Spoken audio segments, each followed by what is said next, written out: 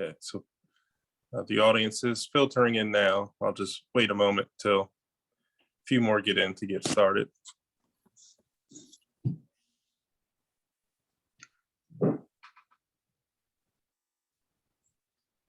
Okay, I see them. Okay, we reached a decent number. I see you. All right. Hello, everyone. Welcome to another PNP Live. My name is Bashan. I am part of the event staff of Politics of Prose. Before we start this event, just a couple of quick items to go over.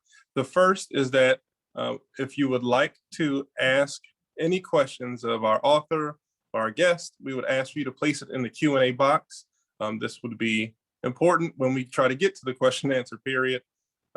Also, if you would like to, we would ask for you to try to go to the chat section where you can find a link where you can purchase a copy of the Kaepernick Effect directly from the Politics of Prose website.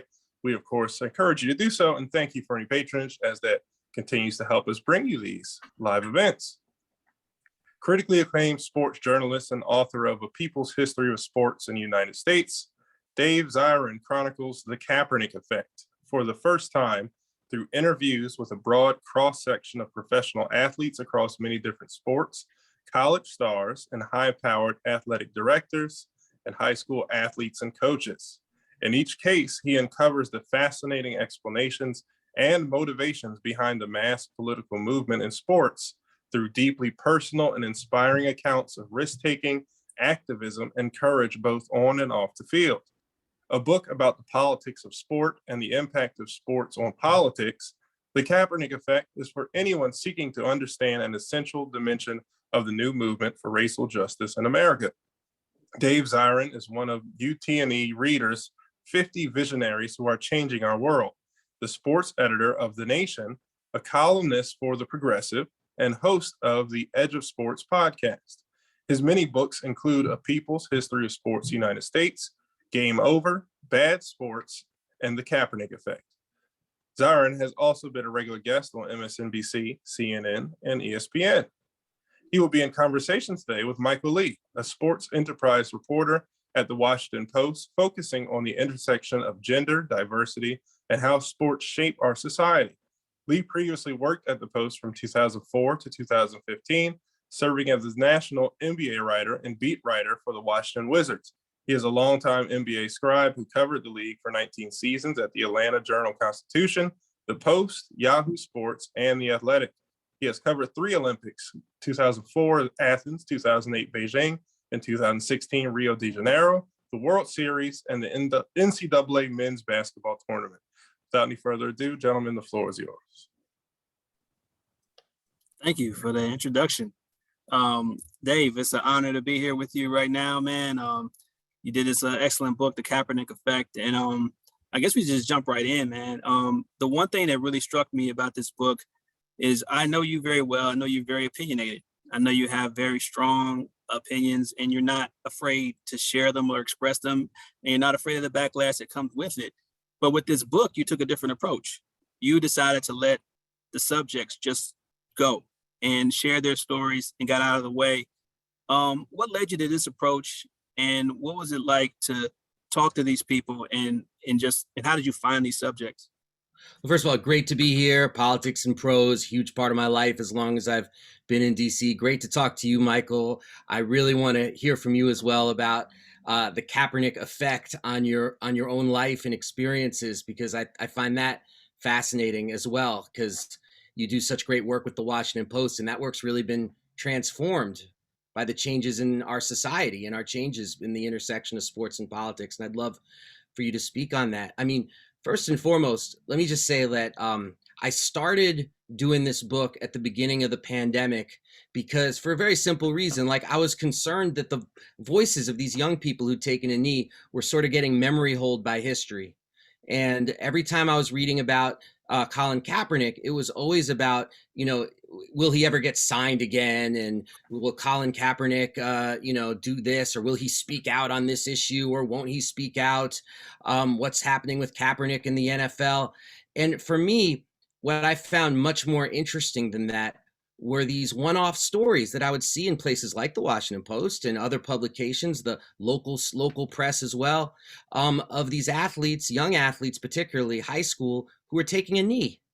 And I was just thinking to myself, like, so many athletes have done this. And as I started calculating it, I was like, my goodness, you've had maybe thousands of young athletes in this country have taken a knee during the national anthem to protest police brutality and racial inequity. I was like, who are these folks? And can we try to understand this as a national movement, as a national push, and not just look at it as these one-offs, and let's preserve their history. So I just started calling them. And this was where the one plus of this terrible pandemic in my own life, the one plus is that all these young people, pre-vaccine, they were at home, with nothing to do. And people know this who have teenagers. I have two of them. If you're calling them, you better be like trapped under your car, or else they're not answering the phone. They talk by text. Absolutely. Calls are for emergencies. I once called my daughter just to be like, hey, when are you getting home? And she was like, oh my God, I was so worried when you called. Why did you do that? And I was like, all right, my bad. I'll text next time. So they're very intense about that. But they were just home and bored. And so, willing to talk to this middle-aged white sports writer about why they took a knee and what happened. And so we just were talking and talking and talking. And as I was talking to them, I really became struck by the level of political sophistication in terms of how they saw themselves relative to the sports world and relative to the real world. I mean, and in speaking to them, they all got crash courses. Very few of them knew who people like Tommy Smith and John Carlos were.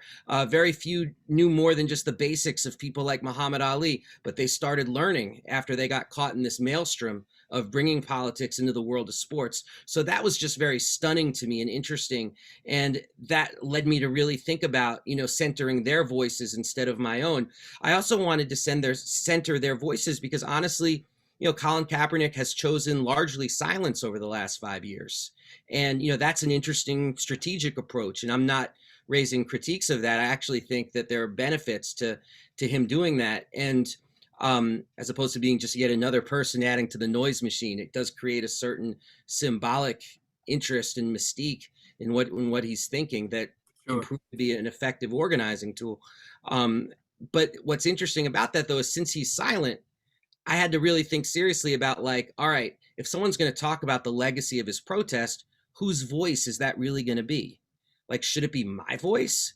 That sounded problematic to me for several reasons. So I was like, what if I can center the voices of these true heroes and sheroes who really dared to take that knee and come hell what may? So that was the beginning. But then when we hit the summer and Derek Chauvin murders George Floyd, and we have the largest protests in the history of the United States. Now, I don't think we say that enough. Those were the largest in history. I went back and called all the people that I interviewed, and just to be like, what do you think of these protests? And the first thing that was very striking was they were all in the streets. At this point, I had to do a lot of texting. They were all out there. They were organizing. And so that made me think like, okay, this is about more than just rescuing their voices from being forgotten. This is about there being a direct line between the biggest protests in US history and protests on the athletic field. Like many roads may have led us to the summer of 2020, but one of those roads runs through the playing fields of this country. And that to me was an important thing to capture.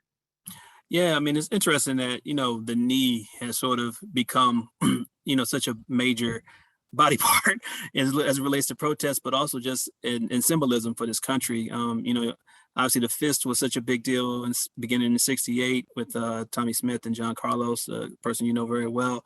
But when you think about the knee and what Kaepernick did, in just kneeling, humbly, to just ask for just awareness of people to just give Black people and brown people, their rights in this country. And then you go to Chauvin, who kneeled on George Floyd's neck as a weapon to murder him. And just the way those two images, are sort of emblazoned in our brains right now. What are your thoughts just on the power of that symbol of the knee now and just what that's come to represent over the last 5 years? Yeah, I mean, it's a great question because it's like, the book, it's the Kaepernick Effect, Taking a Knee, Changing the World. the act of taking that knee has become so iconic at this point that if I was at a sporting event and the anthem played and I took a knee, everybody would immediately know what I was doing. Every Mhm. single person in that stadium would know why, would know I wasn't doing it to out of a show of support, or I wasn't doing a Tim Tebow thing, in some, whatever, Yeah, that yeah, people would know. People would be like, oh, whether they loved it or hated it, they would know why I was doing it. That's how incredibly iconic it become. And like, since this book's come out, like doing interviews with reporters from Nigeria, from Europe. I mean, it's really remarkable. Like for them, like at their protests, people are taking knees when there are instances of police violence. It is, that's one of the double-edged swords about the United States being so hegemonic throughout the world culturally, is that we also export our protests and forms of protest. Uh, the thing about Kaepernick, though, which is so interesting to me, and you alluded to this in your question, is that we got to remember he started by just sitting during the anthem in yeah, August of 2016, and he went to taking a knee after that initial firestorm developed after a discussion with a former Green Beret and NFL player Nate Boyer, and they came up with this idea of taking a knee because it was thought that it would show all the people who were hating on Kaepernick that he respects and understands why they view this anthem space as solemn, but at the same time, he is going to register his dissent. So it yeah, was supposed to be a kind of like, let's disagree without being disagreeable kind of thing. And, he quickly learned that if people don't want to hear your message, they're not going to care how you dress it up, because you are the messenger, and therefore you're the reason they're not enjoying football. You're making them confront racism that when they don't want to do it. You're basically imposing a conversation upon them that they either don't want to have or are actively hostile towards. And then, of course, Donald Trump pours gasoline on that fire and uses Colin Kaepernick as this all-purpose punching bag for the next several months, which only raises the stakes, though, of taking that knee, and people yeah, knowing that when they take that knee, they're going to be saying something.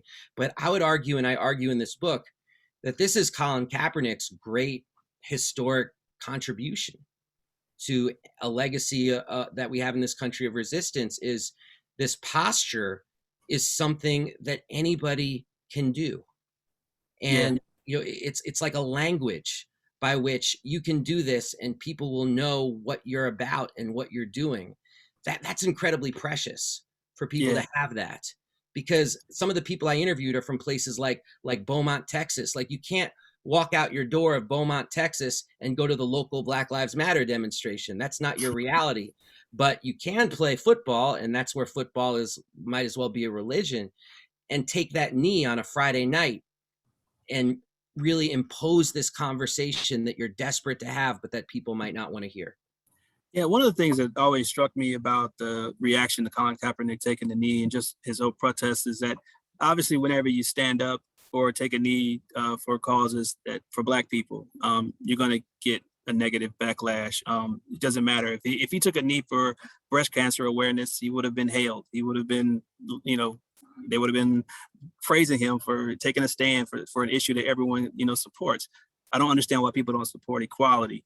And the thing that struck me too is that people said it was anti-American, which is it's the funniest thing I ever heard, because America was built off of protest. We wouldn't be the United States of America without a protest, to get this whole thing kicked off.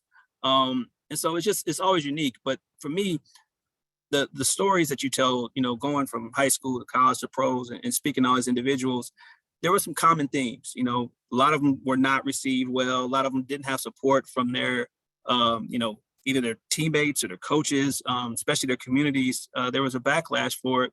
And I want to know just how you were able to single out these individuals and find their stories, find some certain common themes, but also sift through to see what makes them different. And I just wanted to see how you were able to avoid redundancy in, Yeah. in telling these stories, and what common themes stood out for you.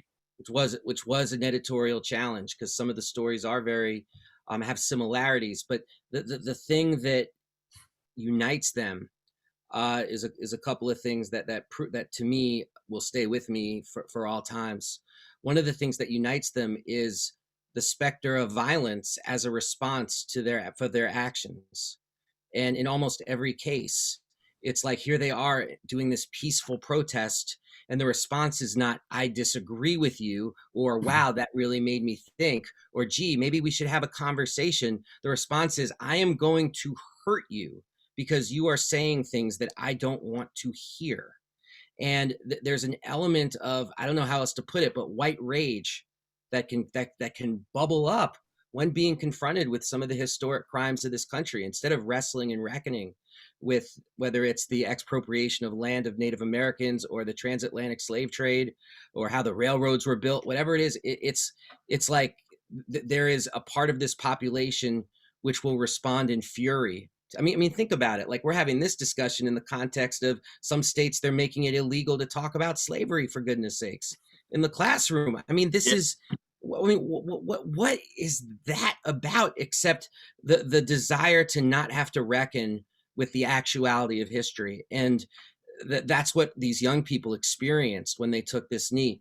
Another common thread, which was really striking, is that I would ask them, like, what were the motivations for doing it, and they would inevitably name like some local struggles that upset them, or and they would sometimes talk about, like, you know, I saw Colin Kaepernick do it, and I was like, I want to get some of the weight off his shoulders and bring the struggle to my community. But the name that everybody said was Trayvon Martin, and that was so striking to me, because of course I think of Trayvon Martin, 14-year-old Sanford, Florida, stalked and killed by George Zimmerman, who didn't have to spend a day in jail for his crimes. You know, I think of Trayvon Martin as one, frankly, of many tragedies that we've had to experience collectively over the last decade. For these young folks, though, they're 10 years old when Trayvon Martin is killed. So they're old enough to know it's happening, but also young enough to wonder why it has to be, and ask that question earnestly. And I mean, it scarred them the way the civil rights generation, you hear folks, the vets, talk about Emmett Till, and the way Emmett Till is lynched, and then nothing is ever the same after that, once they see the images of his lynching. And this to me was extremely similar with Trayvon Martin, how it stuck with people in a way that was more like a scar than anything else. Yeah, I mean, it always, you spoke to, you know, high school kids and college kids, and people in every generation. You're always gonna look down at the one below you and be like, oh, they're not strong, or they're tough. They're not tough, or they're snowflakes or whatever. In this generation, I think that's below us. They take a lot of that, you know, for being soft, and really they're just basically saying, we're not gonna accept, you know, what you all willing to accept for generations. But when you think about all they've been through, from basically living with war going on their entire lives, 9/11, school shootings, like, repeatedly, you know, obviously with these incidents with Trayvon Martin or Philando Castile, or just whoever you want to go name down the list. And then you have, now we're in a pandemic. When you think about what all this generation has had to endure, what do you think about just the misconception that they're not strong? I mean, just in how that somehow it permeates through society, that we just accept that, oh, they just can't take it. They're not tough enough. Yeah, I take it from the complete opposite point, which is that this generation is less tolerant of intolerance than any generation in the history of the United States. And thank goodness for that. You know, I told you my daughter's 17. I talked to her friends and it's like they're just not willing to settle for what other generations are willing to settle for. And one of her friends said something to me that was really smart. Like, she's a type, and she said to me, you know, we're always put down for being apathetic, but then we do something and we're put down for that. It's almost like the one thing worse than being apathetic is actually doing something. So it's like we put them between this rock and a hard place, and they have to wrestle with, you know, how they're going to function in a society that I would argue really does look down on this generation. I saw this terrific comic that was so perfect, where it was like somebody who's around our age talking to a teenager, and they said, why are you so depressed all the time? And the teenager says, gee, I don't know, the environment, police brutality, school shootings, war. And the older person says, I knew it was those cell phones. So it's like we've reduced them to just being like, oh, they're in this constant state of on their phones, and therefore they can't communicate and talk to other people. And it's like, They organized the biggest set of protests in the history of the United States in 2020. Don't act like that phone is some magnet away from civic engagement. For some of these folks, it's actually their window towards it. Yeah. One thing that's, I mean, you touched on a lot of subjects. You talked to a lot of different people, and some of them actually, hit me personally for just different reasons. I don't know why. And one of them was Alexis Bazin, the UPenn cheerleader, who grew up in Thomasville, Georgia. And so it really connected with me because, she had a friend from her church, or I guess a relative who was murdered by police.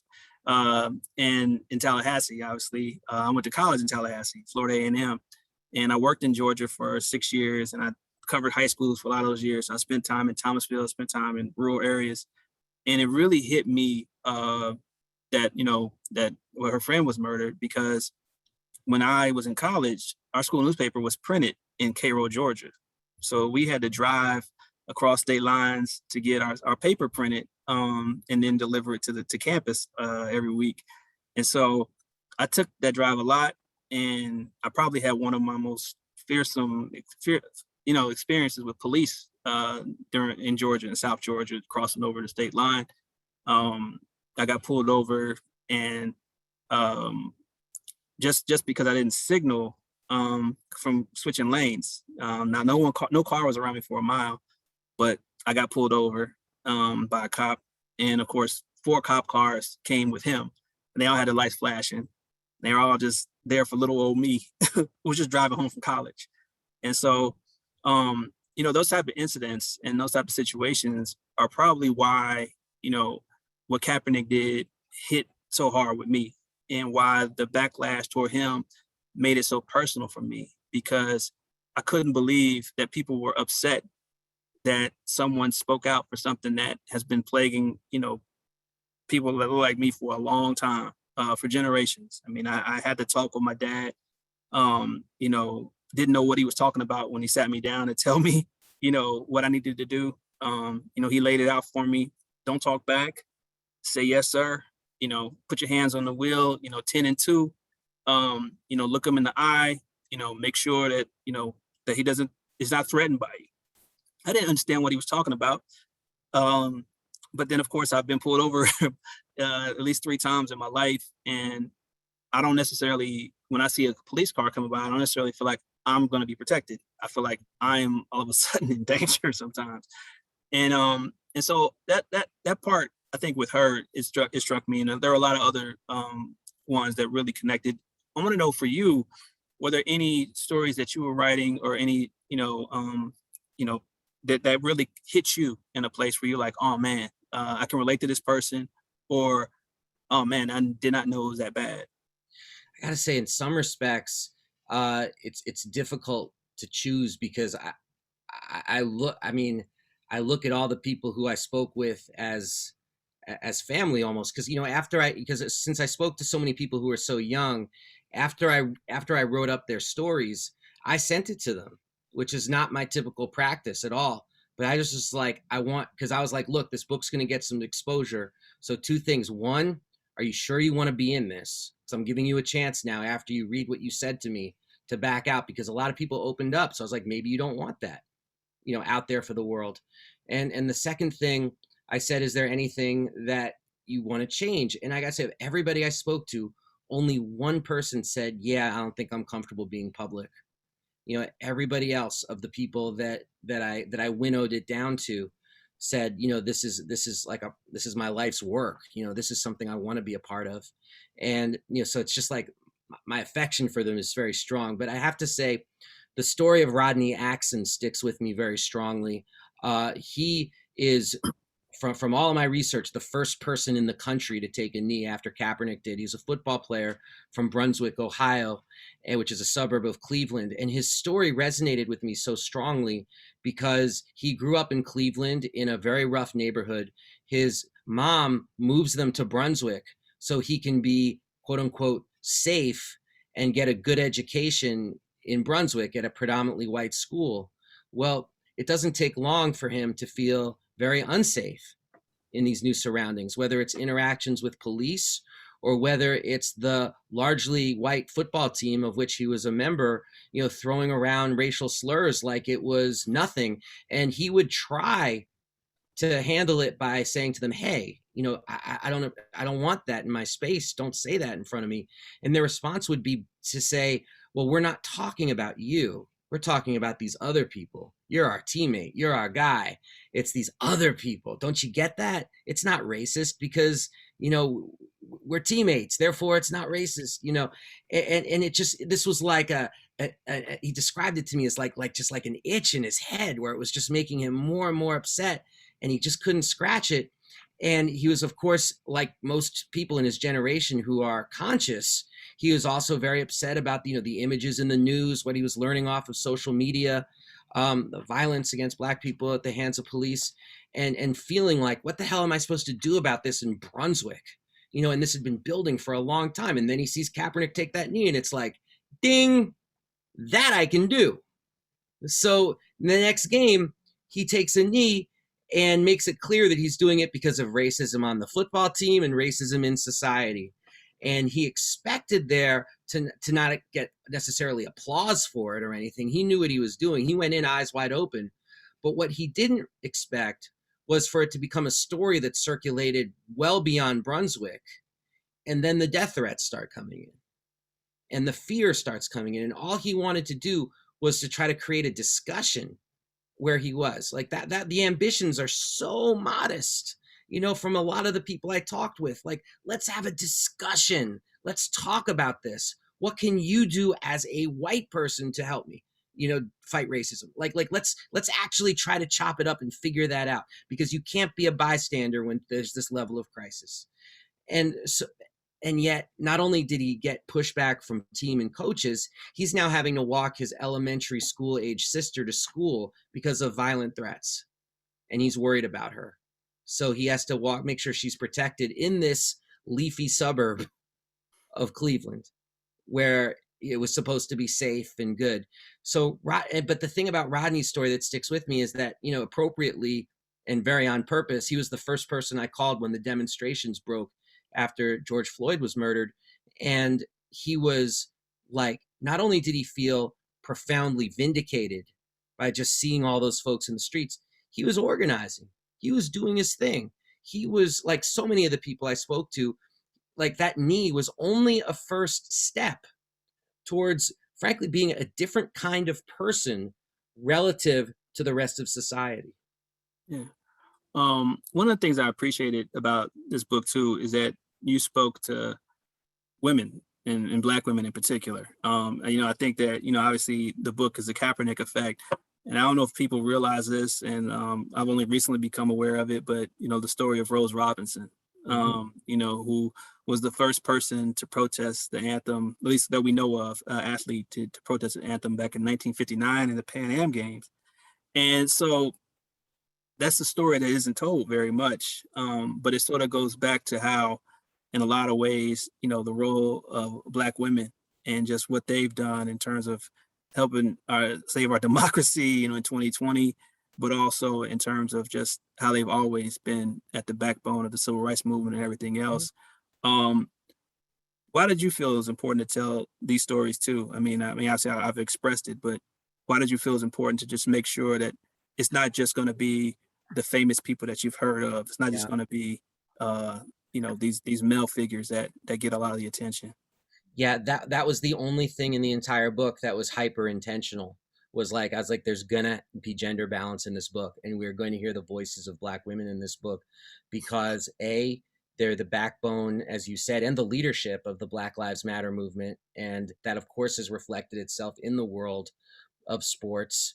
And secondly, because their stories are remarkable, because in addition to dealing with racism as a backlash, they had to deal with sexism too, in terms of what they get over social media, in terms of what people would say about them in school for doing it, in terms of the response of their coaches. And, they had to deal with that extra layer of oppression, and they dealt with it with such strength and resolve that to me, those stories were a necessity, particularly when it got to talking to the cheerleaders, because that was stunning to me. the examples of the cheerleaders taking a knee, and oftentimes they did so for two reasons that to me are really interesting.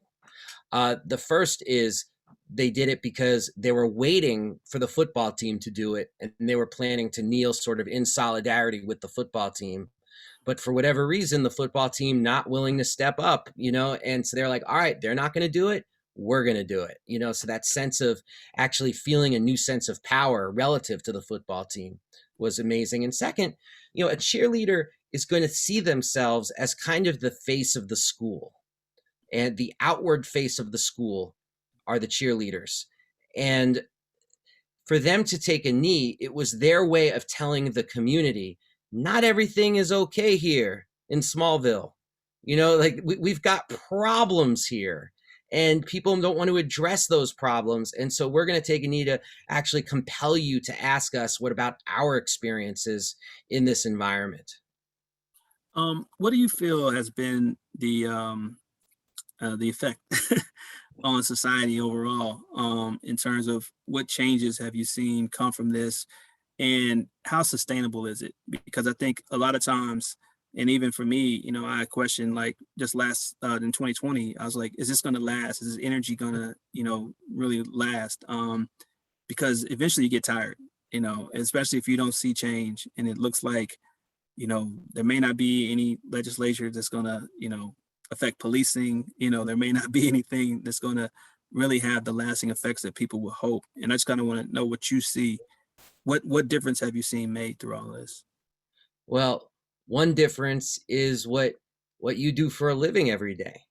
And I would love for you to speak about that, about the changes in what you do as a journalist over the last 4 years. But before I cue you up on that, I will take an effort to answer that question.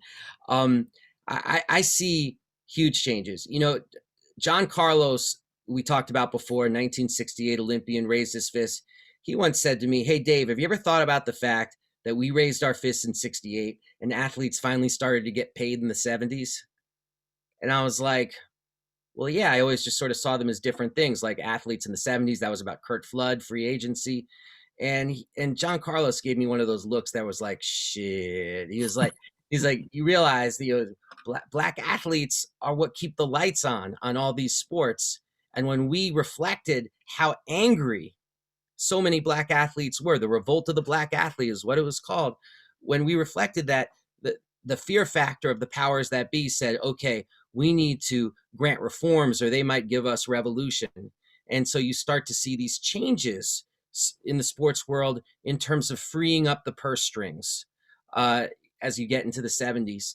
It's an interesting connection. And then if you tease it out to Kaepernick, I look at things like college sports giving on name, image, and likeness because of so many athletes being restive. Does that definitely doesn't happen with the Black Lives Matter movement, but I don't know if it happens without Kaepernick either, bringing it to the world of sports. And secondly, the Washington football team changing its name after the owner, Dan Snyder, says, never, we're never going to do it. And you could put all that in caps, all caps, as he infamously said. Well, that changed mighty quick during the quote unquote reckoning of 2020. And some of that, and I interviewed a ton of indigenous rights activists, and they all said, Black Lives Matter movement and Kaepernick bringing it into sports, because we've been doing this work for decades, and now we're seeing changes in days that have taken us decades to move. And that's what happens when you have social upheaval. Previous victories that seem to take generations all of a sudden are bam, right there in your face. And so those differences, just basically in the world of sports, I think strongly are influenced by Colin Kaepernick, because what he showed was that, the same issue is like, what John Carlos was talking about then. It's like, you can't just cheer for Black bodies and not care what's happening in Black lives. That was the theme of the revolt of the Black athlete. And it's absolutely the theme today. There was a huge banner to that effect before Kaepernick that was spread out at the St. Louis Rams game. They were then called the St. Louis Rams. At the St. Louis Rams games after Michael Brown was killed by the officer Darren Wilson, and 4 members of the St. Louis Rams, including, I always want to say, the son of a member of De La Soul. Maceo. Because I always find that amazing. They came out with their hands up before the game and wrote things like "My child's life matters" on their uniforms. But in the stands, there were also movement people who threw down this massive banner that said you can't cheer for Black lives on the field and not care what happens to them off the field. Or it was like Black Lives Matter whether or not they're playing sports. But it was like a massive banner, and they quickly got kicked out of the stadium, even though they had tickets.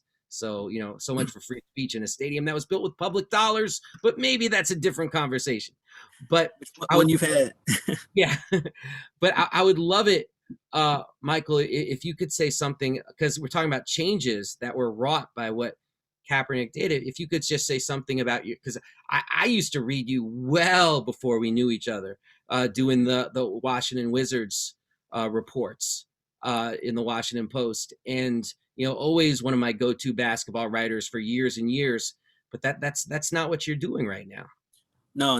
Right now, I'm explicitly looking at the role of race in sport and just seeing how things are sort of being viewed now and what changes are occurring. Obviously, like I said, Kaepernick's kneeling had a huge effect on me right away. I remember when he first did it, and I was just like, oh man, I hope he can handle this, and I hope he can express himself in a way that he won't look foolish, because I just didn't know what to expect. And so the fact that he knew what he was talking about and could express himself in a way that was clear and coherent, I got behind him, and I was like, this is it. This has got to be it. People have to wake up and recognize that this is serious and that this is something that we need to listen to and adhere to. Of course, that didn't happen to the level that I thought it should have.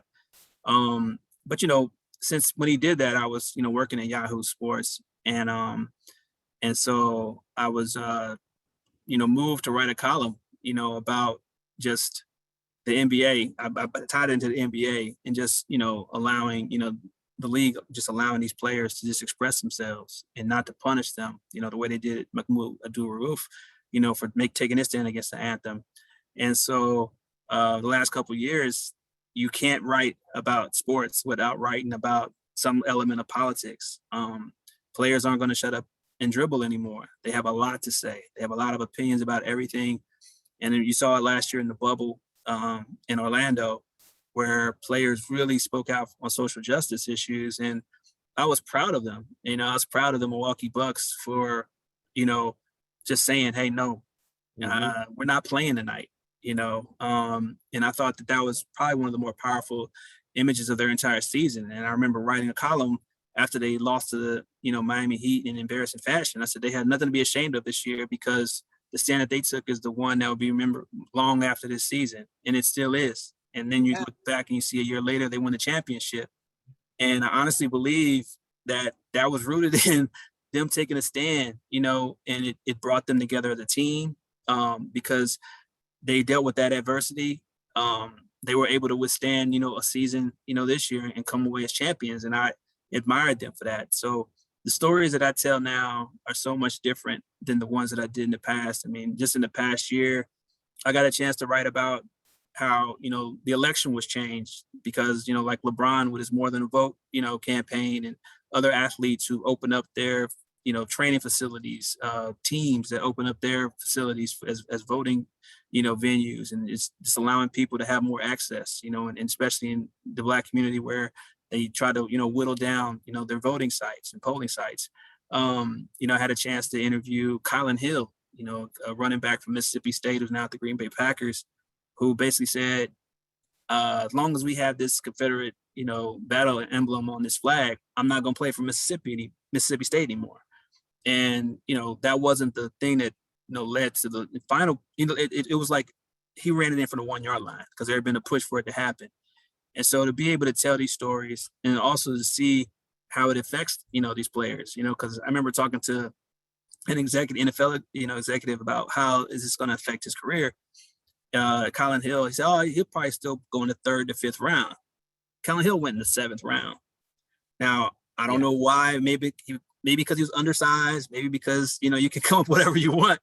But you Yeah. also can pinpoint, the fact that he took a stance that wasn't popular and put his family in danger. So it's really opened my eyes in how I, cover sports now and how I see sports now. I mean, there always was a racial element. There always were things that you couldn't deny, but now it's in your face, and now players are willing to go out there and make their presence felt in a way that they didn't in the past. Kaepernick kind of had to take that hit to his career and to his livelihood. To his, losing his dream of being an NFL great, to become great in another area that was not something that anybody could have predicted for him when he came out of high school or college. But now he's got Netflix series and everything else. So it's just been a great period thing to write. It's forced me to, think in a different way and pursue stories in a different way. So it's been great for me in a lot of ways. I get to go back to the Post and be at a great company and really tell some cool stories. But like, did you ever think either at Florida A&M or at the Atlantic Journal-Constitution, did you ever think you'd be writing? I mean, you've always been a political person, but did you ever think you'd be able to apply your politics to the world of sports as your job? No, because it never really came up, right? Yeah. I mean, in the 90s, I mean, when I first started in the industry, I mean, it was just like, what happens on the court? What happens on the field? Just tell the story and get out of the way. But I think that now you're seeing the athletes are demanding that their humanity is there, that people see them for who they are, and that they're not just there to entertain you, but they're also there to make you think if you're willing, if you're open to it.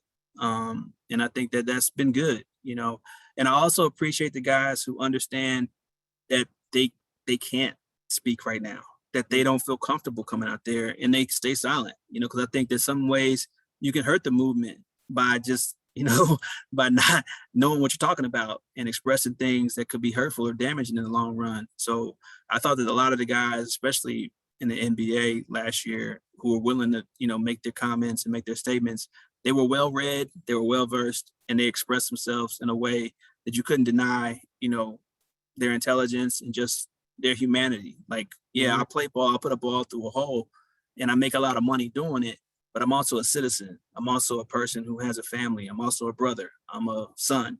I'm a husband. I'm a boyfriend. I'm whatever. And you got to see all of me to really appreciate what I do on the court. And for some people, that might be too much. They just want to just be entertained and move on. But for other people, it allows you to sort of have that deeper connection with an athlete, to where it's like, okay, I root for you because you play for my team, but I also root for you because I want to see you succeed, because I know you're standing for what's right. I got to say that the story of the WNBA, the Atlanta Dream, and Senator Kelly Loeffler, I mean, there should be a movie. That's cinematic. I mean, you have this woman who owns 49% of the Atlanta Dream, incredibly wealthy senator, all the power in the world, everything at her fingertips, friend of Trump, everything. And then she decides that she's going to run for re-election, but on the back of the Black Lives Matter movement and on the back of the idea of her own players being political. Like, she's like, I'm going to be the person who steps on their necks as part of winning my re-election for senator. And one of her players, someone by the name of Renee Montgomery, even asked, can we meet? Can we talk? Can we actually try to suss this out? Kelly Loeffler refused to meet with her. Well, people know what happened, but Kelly Loeffler no longer in the Senate, the WNBA playing a key role in electing Raphael Warnock. But the part of the story that to me makes it cinematic is that Renee Montgomery is now part owner of the Atlanta Dream, and Kelly Loeffler is somewhere on Siberia. Yes. So that's quite a turn of events, Michael.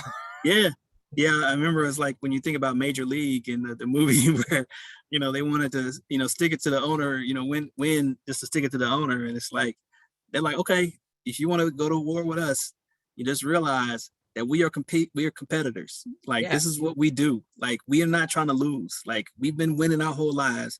And if you want to go toe to toe with us, just know we're going to bring all we got. And I think that's what Kelly Loeffler wasn't prepared for. She didn't know that these players for the Dream were, these are athletes. Like, if you decide to get into the ring with them, just know they're going to do whatever it takes to beat you.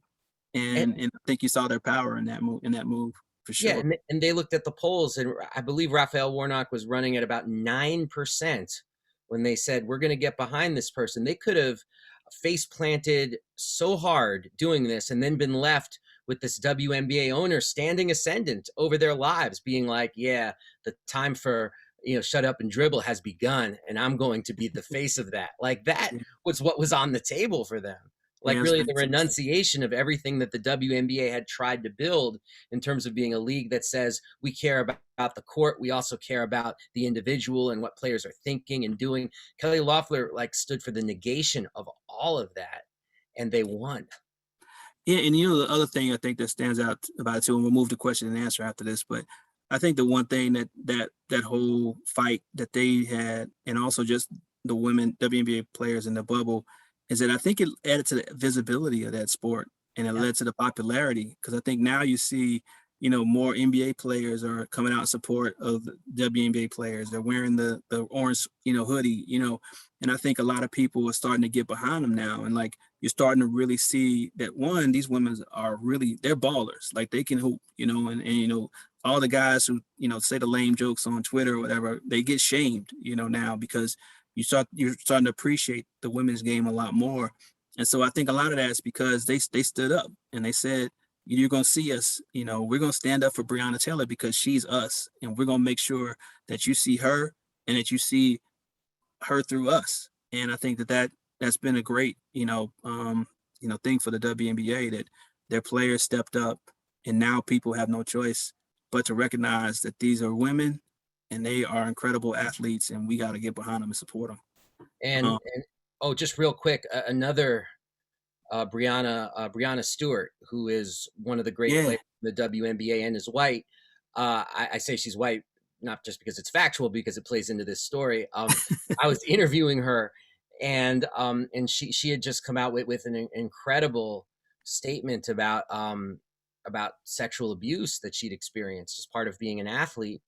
And I asked her about where the confidence to do something like that comes from, to really bury yourself like that. And she's talked about Colin Kaepernick taking a knee. So that's the Kaepernick effect too. And this is what Brianna Stewart said to me, is she said, courage is contagious.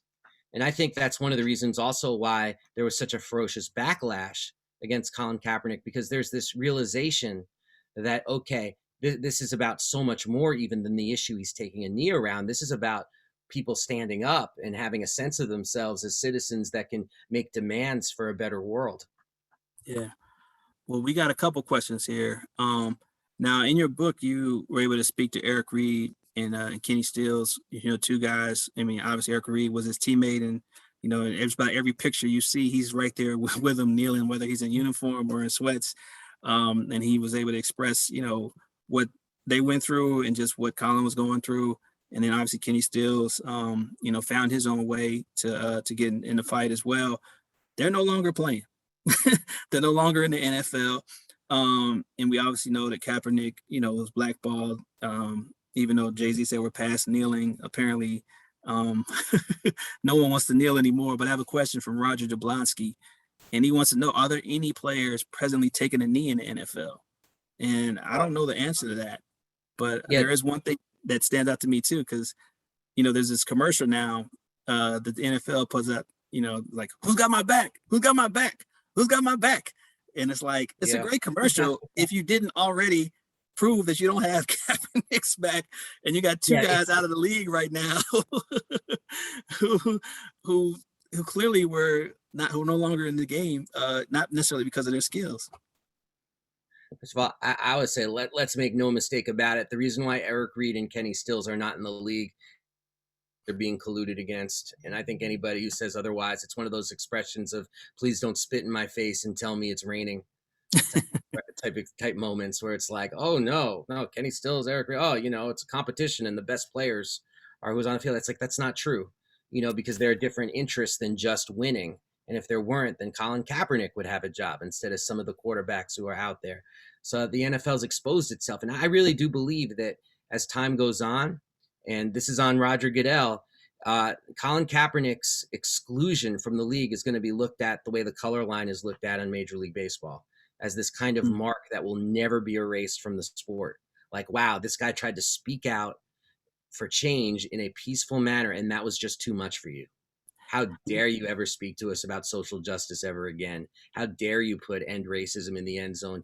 Who do you think you are with this carrot and stick nonsense? You know, you are keeping Colin Kaepernick out of the league, and that should never be forgotten. And so that to me is a part of it. No one's taking a knee right now, but I think but that's just at the NFL. And part of my point with the book is that we got to look beyond the pros.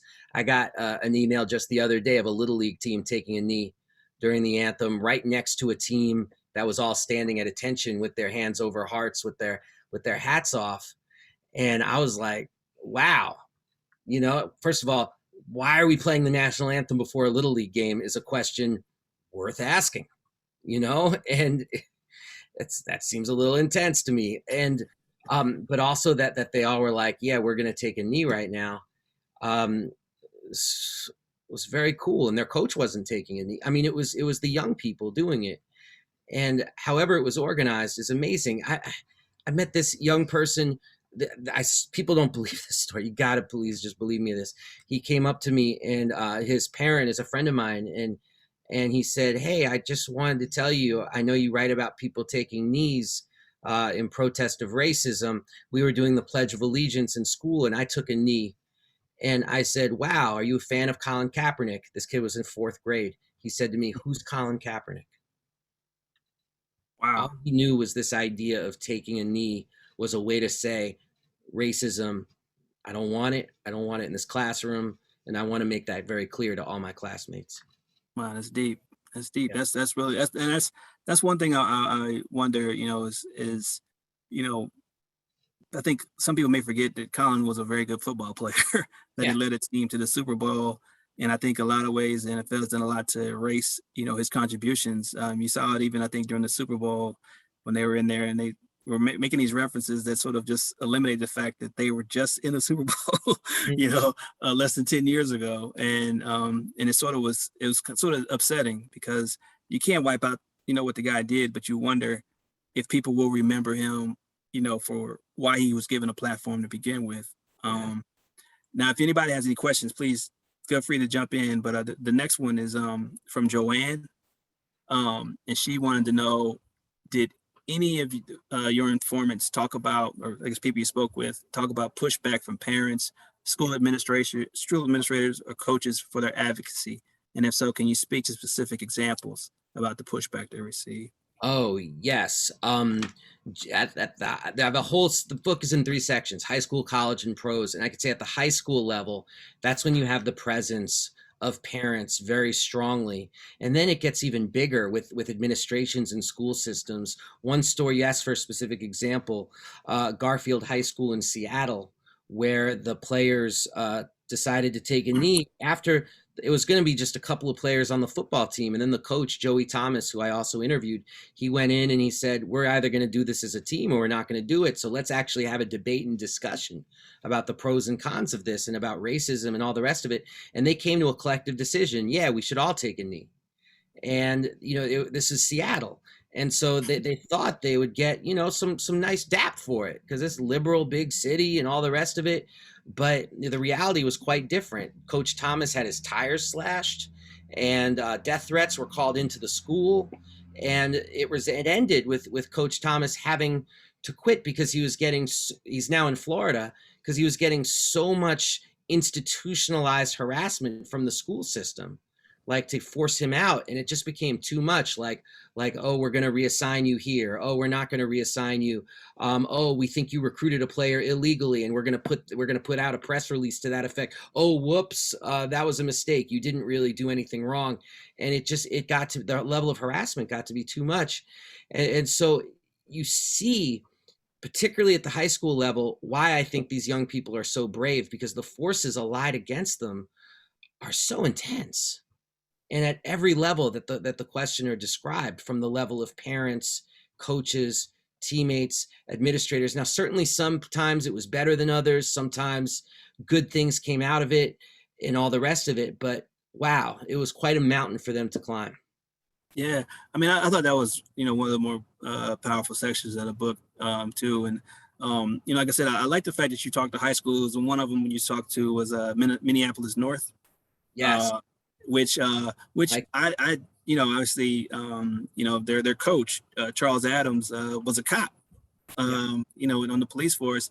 And did you try to speak to him? Because I mean, he's a unique position as like leading this powerhouse football program, but also being black and being blue at the same time. And just, did you get a chance to speak to him at all?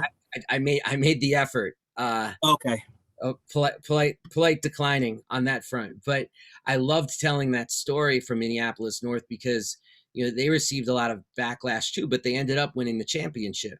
Yeah. So it actually had bonded them and brought them together. And of course, I went back and talked to them both a teacher, Marjan Sirdar, who was incredibly generous Yeah. with this time, and with Michael, who's the football player with whom I spoke.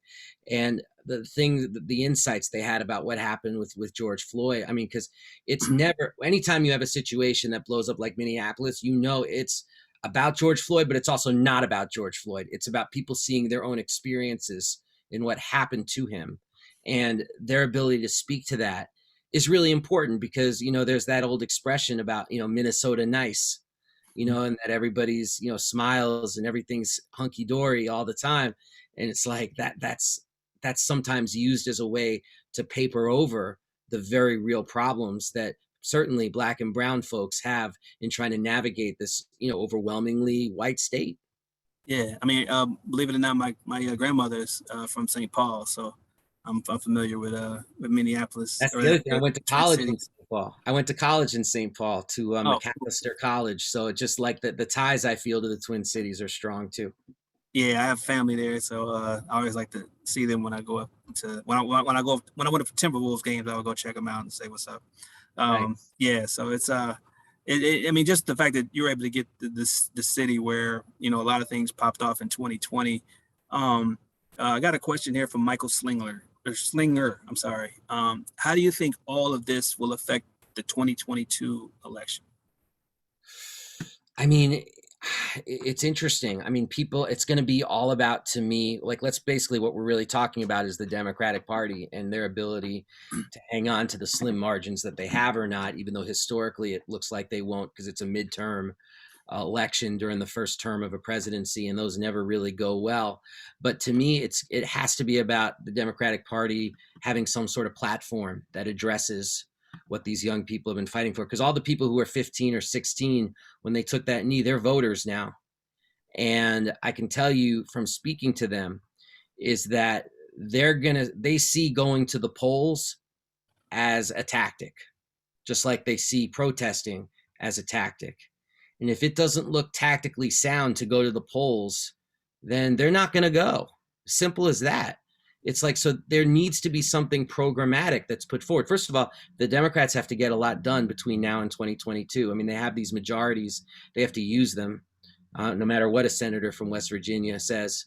And for them to be able to do that is the key to unlocking what I think we can talk about is calling them Generation Kaepernick, this group of people who feel so strongly that they have the ability to intervene in US society and make positive change. It's like there needs to be a politics that speaks to that, or it will not bear fruit in that arena.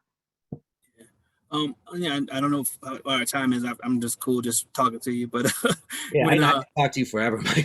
okay, but I want to know, like, now going into writing this story, I'm sure you knew what you might get. You probably expected some of the stories that you were told. But in what way did writing this book change you or your viewpoint on the world? Just based on just you, because I know that writing a book is always exhausting, and I've never done it, but I've talked to people who've done it. I know it takes a lot out of you, but you always come out of it, with something. And what did you get out of this experience? First of all, I want to say, Michael, speaking for myself and everybody who reads your stuff, please write a book. Please, just please do that. It's too much, the stuff you have at your mental fingertips. Thank you. Yeah. For me, I've never been changed by a book like doing this book. I've written, this is number 11, and this one rocked me to my core, because when I started doing it at the start of the pandemic, I was in a very pessimistic place. You know, I mean, I just felt like, all right, Trump running for re-election, pandemic, you know, just undercutting any ability to build a movement for candidates and things like that, and you know, not feeling great about Biden versus Trump. You know, just feeling like there wasn't a lot there to hold on to. So one of the reasons I wanted to do the book was like, well, let's turn to history then, and let's try to make sure these young people don't get forgotten. So I'll do this book. You know, this is like, now we're into spring of 2020. But as I was doing the book, this is before the 2020 protests, I started to feel this odd sensation. And I was like, what is this feeling? Am I having a heart attack? Is my arm numb? What's going on here? But the sensation was optimism. And it felt so foreign to how I was feeling about the world. But when you speak to young people who are willing to put it on the line, it starts to make you feel like the future doesn't have to be what you think it's going to be. And, you know, and it makes you think about, this is why history is so important. It starts to make you think about history. Like, could people in Alabama in the 1940s have foreseen the civil rights movement, for example? Could the small numbers of people who protested this, you know, odd war in Southeast Asia that nobody could find on a map in the early 60s ever have imagined what happened in the late 60s? Could Colin Kaepernick ever have imagined the first time he took that knee that thousands of young athletes would do the same? That's where, to me, the optimism comes from. And I'm not going to sugarcoat it. And I don't care if it sounds treacly or Pollyanna-ish. I'm changed by talking to these folks. That's pretty. I'll let you have the last word. That was great. No, I see Bashan and just wanted to say what's up to him. Well, I just want to thank you. I'm sorry to stop you. I'm sitting here enjoying, but I do have to remind you it is about that time. I want to thank you both on behalf of Politics and Prose for this wonderful and insightful discussion. And of course, I want to thank everyone who's tuned in. Don't forget to go to the chat section, click that link, buy a copy or two, you know, get a nice gift for somebody, perhaps holiday season coming up. On behalf of everyone from Politics and Prose, I want to say to you all, stay well and stay well read. Thank you very much. Thank you. Hey, thanks for having me participate in this, Dave. Great book, man, and you should feel proud. Thank you. And Michael, I am proud. I'm proud that you took part in this with me. It gives me a real lift. So thank you. Oh man, anytime, man. You know, I'm here to support you. Yeah, right back at you.